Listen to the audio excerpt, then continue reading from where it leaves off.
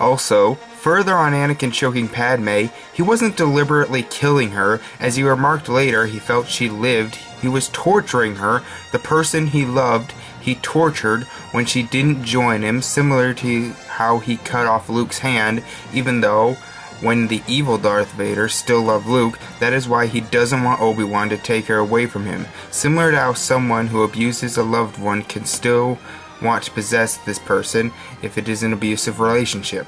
Also, he assumes Padme took Obi-Wan with her to kill him, as she was already disagreeing with him. Supporting Obi-Wan and Anakin as Sith is rather paranoid. So also Matthew said Anakin proves he is just an insane person that needs to be locked away. Well, after he became Darth Vader, yeah. Before that he was just an angry teenager. Well, also a heroic Jedi and loving friend and father. Wait a minute, wasn't he a father-to-be? Oh yeah, Reviewer 1 is prolific, and this is his propaganda. I forgot. Also, he said he is with Obi-Wan wouldn't have many memories of the good times. Well, it's demonstrated they were there, so if him being insane is the reason not to do that, Vader was already insane in the original trilogy. Also, we have the complaint that Anakin's big role is fabricated in the prequels, where we didn't see it in the original trilogy, as he did dirty work for Grand Moff Tarkin, as well as being disrespectful. Well, if you really take a close look, his important role was undeniable in both Empire and Jedi. In Empire, Luke is the last hope of the galaxy because he is a Skywalker, with the exception of his sister, and in Jedi, Luke mentions he is the only one who can defeat Vader, and that he and Leia are destined. The Chosen One idea was already present for both Luke and Leia in the original trilogy. Henceforth, as they inherited this from Anakin, he had to be chosen one as well. And in fact, in Empire and Jedi, Vader is feared by the commanders and the personal favorite of the Emperor. A New Hope downplayed his role in a way that isn't consistent with the prequels, but not with either Empire or Jedi either, and in A New Hope, Vader still commands many commanders, leads the search for the rebels, has his own special ship, and when he wants to fight Obi-Wan alone and to let the rebels escape, the higher command was just disrespectful towards his religion, which is strange seeing as how the Emperor is a Sith. The relationship between them seemed oddly unstructured, and the prequels did not start this inconsistency.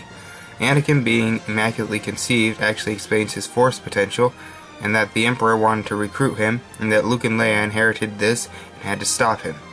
Luke and Leia weren't small pawns in any way in Empire or Jedi, and not even in Hope, where Vader's role was much more shrouded in mystery. So we have seen Anakin was likable and had a believable tragic turn to the dark side, which builds up well to the original trilogy, and now let's look at the dialogue.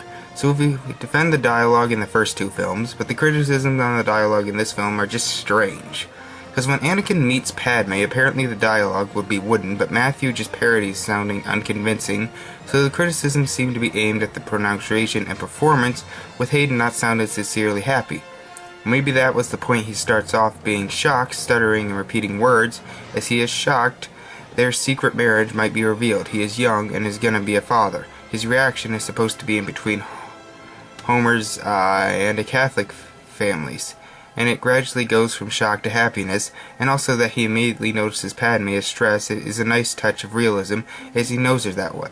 It was actually very realistic dialogue, but also the complaint that when Anakin tells Padme he dreamed she would die, that she starts about quitting being a senator, that would be an underwhelmed reaction to death, is also wrong, as Padme asserts later it is just a dream, and she obviously thinks Anakin is just scared of getting the child and tries to comfort him on it.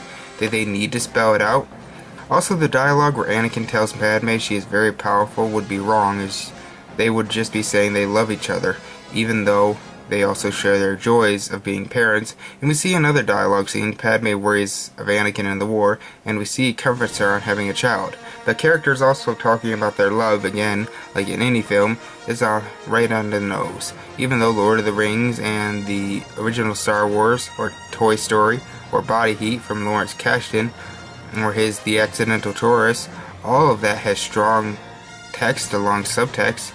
The idea that real people would never honestly say what they felt, especially when in love, is just silly. But also Padme said she is beautiful, and she is so in love, and with that she means her love makes her beautiful. and Anakin said it is because of how he loves her, meaning his love makes her beautiful. It is a typical, I love you more conversation. And people have complained about this, but guess what? That is how real people, especially young ones, talk. Most don't say, I know, and then get the girl. A therapist would tell you how you have a problem being open.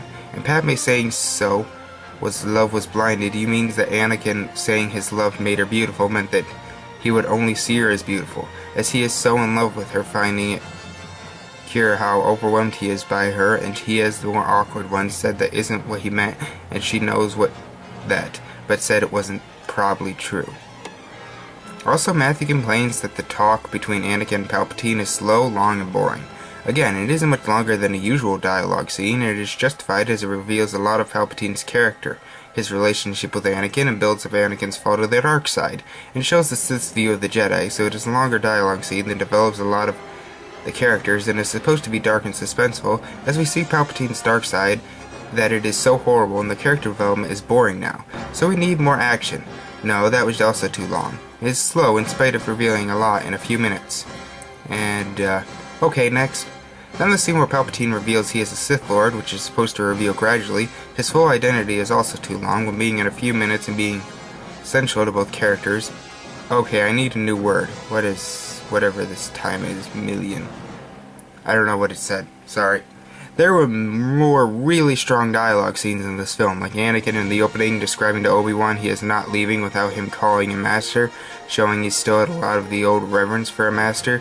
And also really strong was Padme saying that it wasn't a dream, but Anakin not accepting that obviously, as with his mother, it became reality, and that Padme promises him she won't die in childbirth, and him seeing he promises her subtlety, showing he is ready, willing to do anything to save her even when it is wrong.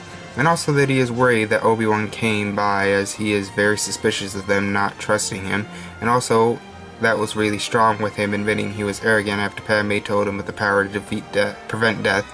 At the point he was thinking about learning the dark side, as he mentions in the next scene, but his principles still make him try to be a good Jedi, as he admits this is wrong in the next scene.